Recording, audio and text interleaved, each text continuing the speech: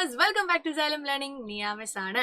So yes, നമ്മൾ ഇന്ന് വളരെ ഇമ്പോർട്ടന്റ് ആയിട്ടുള്ള ഒരു കാര്യമാണ് പഠിക്കാൻ വേണ്ടി പോകുന്നത്. എന്റെ മക്കൾ എല്ലാവരും മോഡൽ എക്സാമിലേക്കുള്ള പ്രിപ്പറേഷനിലൊക്കെ ആയിരിക്കും. പ്രീ മോഡല് പബ്ലിക് എക്സാം, അങ്ങനെ ഒരു ഉത്സവ കാലഘട്ടമാണ് നമുക്ക്. അപ്പൊ കൃത്യമായിട്ടുള്ള പഠനം ഇവിടെ ആവശ്യമാണ്.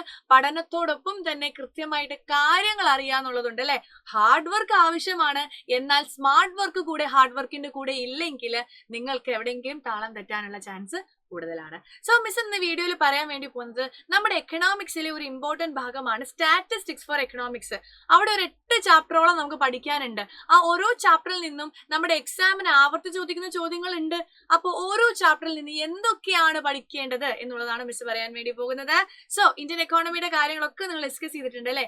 പല മക്കൾക്കും സ്റ്റാറ്റിസ്റ്റിക്സും എക്കണോമിക്സിലെ സ്റ്റാറ്റിസ്റ്റിക്സും നമ്മൾ തിരിഞ്ഞു പോകാറുണ്ട്. സോ ഓപ്ഷണൽ പേപ്പർ സ്റ്റാറ്റിസ്റ്റിക്സ് ഉണ്ട്, അതിനെ പറ്റി അല്ല മിസ് പറയുന്നത്, എക്കണോമിക്സിലെ സ്റ്റാറ്റിസ്റ്റിക്സിനെ പറ്റിയാണ്. സോ 8 ചാപ്റ്ററോളം നമുക്ക് പഠിക്കാനുണ്ട് അല്ലെ. കുറേ കാര്യങ്ങളൊന്നും ഇല്ല, വളരെ കുറച്ച് കാര്യങ്ങളേ ഉള്ളൂ. ഇന്ത്യൻ എക്കോണമി വെച്ച് നോക്കുമ്പോൾ സ്റ്റാറ്റി ഒന്നുമില്ല, സിമ്പിൾ കാൽക്കുലേഷൻ ആണ്. ആ കാൽക്കുലേഷൻസ് ഒക്കെ പഠിച്ചു വെച്ചാൽ തന്നെ നല്ല അടിപൊളി മാർക്ക് നേടാൻ വേണ്ടി സാധിക്കും. ചില മക്കൾ ചോദിക്കും മിസ്സേ സ്റ്റാറ്റി മാത്രം പഠിച്ചാൽ മതിയോ? അത് പറ്റത്തില്ല. ഈക്വൽ ആയിട്ടായിരിക്കും ചിലപ്പം ക്വസ്റ്റ്യൻ ചോദിക്കുന്നത്. ഇന്ത്യൻ എക്കോണമി അറിയില്ല എന്നുണ്ടെങ്കിൽ 40 മാർക്ക് ഇടും പോയി എന്നർത്ഥം. സോ നമുക്ക് ഫസ്റ്റ് ചാപ്റ്റർ ആയ ഇൻട്രൊഡക്ഷൻ ടു സ്റ്റാറ്റിസ്റ്റിക്സിൽ എന്തൊക്കെയാ പഠിക്കാനുള്ളത് നോക്കാം. ചെറിയ ചാപ്റ്റർ ആണ്, ആകെ 4, 3, 7 പേജോ 3 പേജോ ഒറ്റ ഉള്ളൂ. അപ്പൊ അതിൽ നിന്ന് നമ്മുടെ എക്സാമിന് ആവർത്തിച്ച് ചോദിച്ച് കണ്ടിട്ടുള്ള ഒരു ചോദ്യമാണ് കേട്ടോ, ഇമ്പോർട്ടൻസ് ഓഫ് സ്റ്റാറ്റിസ്റ്റിക്സ്. എന്താണ് സ്റ്റാറ്റിസ്റ്റിക്സിന് പ്രാധാന്യം, അല്ലെങ്കിൽ എന്താണ് എക്കണോമിക്സിൽ സ്റ്റാറ്റിസ്റ്റിക്സ് ചെയ്യുന്നത്? അപ്പം അത് ഇമ്പോർട്ടന്റ് ആയിട്ട് പഠിക്കണം. 4-5 പോയിന്റ് ഒക്കെ പഠിച്ചു വെക്കണം. ഒരു 3 മാർക്കിനും 4 മാർക്കിനും ഒക്കെ ആയിരിക്കും ഈ ഒരു ക്വസ്റ്റ്യൻ നമുക്ക് പ്രതീക്ഷിക്കാൻ വേണ്ടി സാധിക്കുന്നത്. ഇനി ടൈപ്സ് ഓഫ് ഡേറ്റ, 2 തരത്തിലുള്ള ഡേറ്റ ആണുള്ളത്. ഏതൊക്കെയാണത്? ക്വാളിറ്റേറ്റീവും ക്വാണ്ടിറ്റേറ്റീവും. സോ ഇങ്ങനെയായിരിക്കും ക്വസ്റ്റ്യൻ ചോദിക്കുന്നത് വെച്ചിട്ടുണ്ടെങ്കിൽ കുറേ കാര്യങ്ങൾ തരും. ഈ കാര്യങ്ങളെ എന്ത് ചെയ്യാൻ വേണ്ടി ചോദിക്കും? ഗ്രൂപ്പ് ചെയ്യാൻ. ക്വാളിറ്റേറ്റീവ് ആയിട്ടും ക്വാണ്ടിറ്റേറ്റീവ് ആയിട്ടും ഗ്രൂപ്പ് ചെയ്യാൻ വേണ്ടി ചോദിക്കും. സോ എന്റെ മക്കള് എന്താണ് ക്വാളിറ്റേറ്റീവും എന്താണ് ക്വാണ്ടിറ്റേറ്റീവും എന്നുള്ളത് അറിഞ്ഞിരിക്കണം. അടുത്ത ചാപ്റ്റർ ആണ് കളക്ഷൻ ഓഫ് ഡേറ്റ. വലിയ ചാപ്റ്റർ ആണെങ്കിലും ഈ ചാപ്റ്റർ ഭയങ്കര ഇൻട്രസ്റ്റിംഗ് ആണ് അല്ലെ. ഡേറ്റ കളക്ട് ചെയ്യുന്നതിനെ പറ്റി, അതിന്റെ മെത്തേഡ്സിനെ പറ്റി ഒക്കെയാണ് പഠിക്കുന്നത്. അപ്പം ഫസ്റ്റ് ഇവിടുന്ന് ചോദിക്കാൻ സാധ്യതയുള്ള, അല്ലെങ്കിൽ ഈ ചാപ്റ്ററിൽ നിന്ന് പഠിക്കേണ്ട പോയിന്റ് ആണ് qualities of A good questionnaire. ഒരു നല്ല ചോദ്യാവലി എങ്ങനെ ആയിരിക്കണം എന്നാണ് ഫസ്റ്റ് നമ്മൾ അറിഞ്ഞിരിക്കേണ്ടത്. അതിനുശേഷം നമുക്ക് നോക്കേണ്ടത് methods of collecting primary data. Primary data collect ചെയ്യാൻ ഉപയോഗിക്കുന്ന മെത്തേഡ്സ് അല്ലെ. Telephonic interview, personal interview, mailing questionnaire important ആണ്. അതിനുശേഷം സെൻസസ് സർവേ എന്താണ്, സാമ്പിൾ സർവേ എന്താണ്, ഇവ തമ്മിൽ താരതമ്യം ചെയ്യാൻ വേണ്ടി ചോദിക്കും, ഡിഫറൻഷിയേറ്റ് ചെയ്യാൻ വേണ്ടി ചോദിക്കും. ഇനി sampling errors, non sampling errors. അതോടൊപ്പം തന്നെ ഈ ചാപ്റ്റർ ഇമ്പോർട്ടന്റ് ക്വസ്റ്റ്യൻ ആണ് പൈലറ്റ് സർവേ. എന്ത് സർവേ ആണ്? Pilot survey. So pilot survey പറ്റി 1 മാർക്കിന് question. Pre testing of A questionnaire pre test ചെയ്യുന്നതിന് എന്താ വിളിക്കുന്നത്? Pilot survey. 1 മാർക്കിന് ചോദിക്കാം.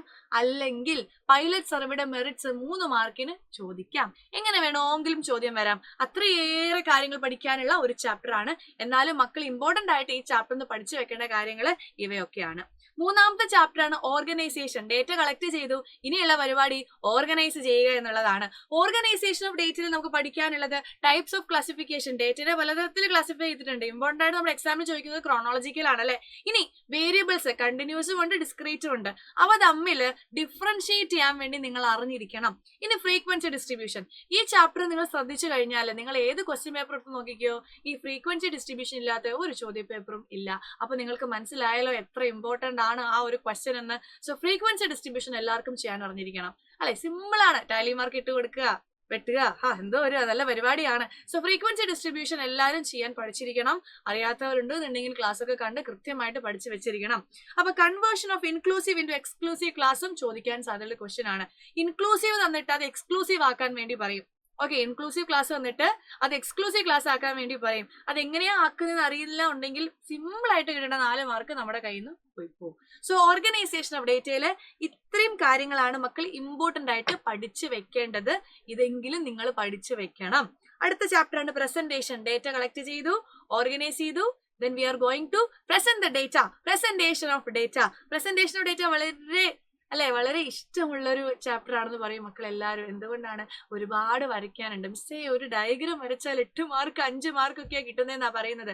സോ ഈ ചാപ്റ്ററിൽ ടേബിളിന്റെ പാർട്സ് ഞാൻ ടേബിളിന്റെ പാർട്സ് പഠിപ്പിച്ചുകൊണ്ടിരിക്കുന്ന സമയത്ത് ഒരു മിടുക്കനായ വിദഗ്ധൻ വന്ന് പറഞ്ഞു, മിസ് ടേബിളിന് എന്തൊക്കെ പാർട്സ് ആണുള്ളതെന്ന് ചോദിച്ചപ്പോൾ ഞാൻ പറയും, ടേബിളിന് ഒരു കാലുണ്ട്, ടേബിളിന് ഇതേപോലെ ഒരു ഫ്രണ്ട് ഡെസ്ക് ഉണ്ട്. ഞാനൊന്നും പറഞ്ഞില്ല അല്ലേ. എന്തൊക്കെയാ ടേബിളിലെ പാർട്സ് എന്ന് പറയുന്നത്? കാലും തലയും ഒക്കെ ആണോ? അല്ല. എന്തൊക്കെയാണ് ടേബിളിന്റെ പാർട്സ്? ടേബിൾ നമ്പർ ഉണ്ട്, ടേബിളിന് ടൈറ്റിൽ ഉണ്ട്, അങ്ങനെ ഒരുപാട് കാര്യങ്ങളുണ്ട്. ഇനി ബാർ ഡയഗ്രാംസ് ഉണ്ട്. എന്ത് ഡയഗ്രമാണ്? Bar diagrams. Simple bar, component bar, multiple bar. ഇത് മൂന്നും നിങ്ങൾ പഠിച്ചു വെച്ചേക്കണം. അഥവാ ചോദിച്ചാൽ നിങ്ങൾ എഴുതാൻ അറിഞ്ഞിരിക്കണം. പൈ ഡയഗ്രാം 5 മാർക്കിന് അല്ലെങ്കിൽ 4 മാർക്കിന് ചോദിക്കുന്ന ഒരു ചോദ്യമാണ്. പെർസെന്റേജിൽ അല്ല തന്നിട്ടുണ്ടെങ്കിൽ പെർസെന്റേജിൽ ആക്കണം. പെർസെന്റേജിൽ ആണെന്നുണ്ടെങ്കിൽ ഇൻറ്റു 3.6 ചെയ്താൽ മതി.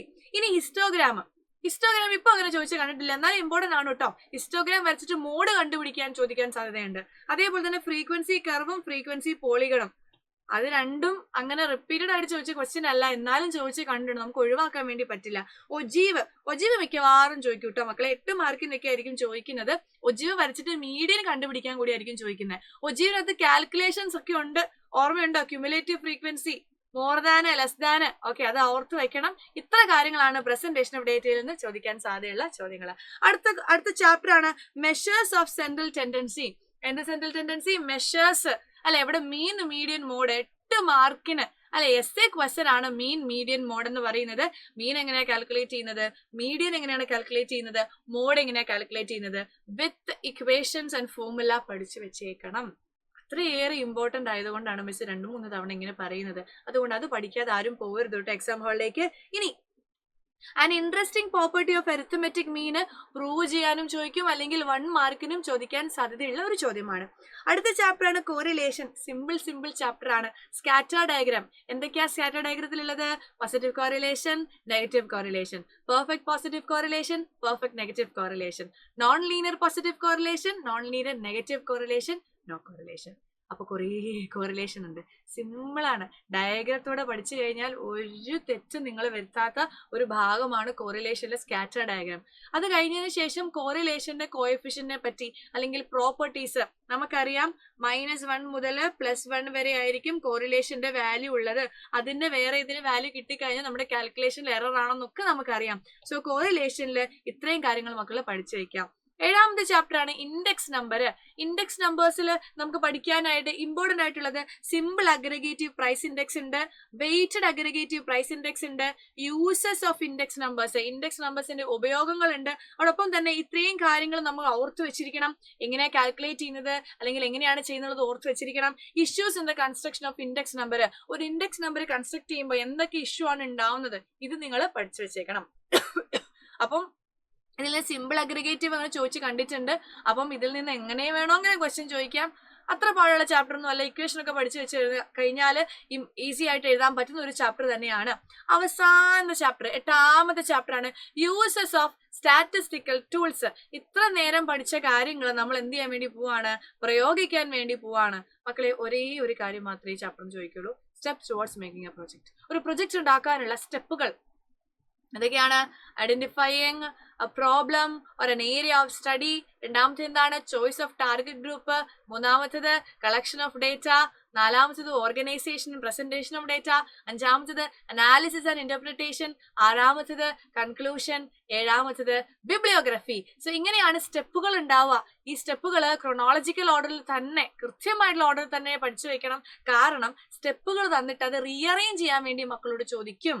അപ്പോൾ അത് സ്റ്റെപ്പ് നിങ്ങൾക്ക് ഓർഡറിന് അറിയത്തില്ല എന്നുണ്ടെങ്കിൽ നിങ്ങൾക്ക് അത് ബുദ്ധിമുട്ടാകും. സോ മക്കളെ, ഇത്രയും കാര്യങ്ങളാണ് നമ്മുടെ സ്റ്റാറ്റിസ്റ്റിക്സിൽ നിന്ന് പഠിക്കാനുള്ളത്.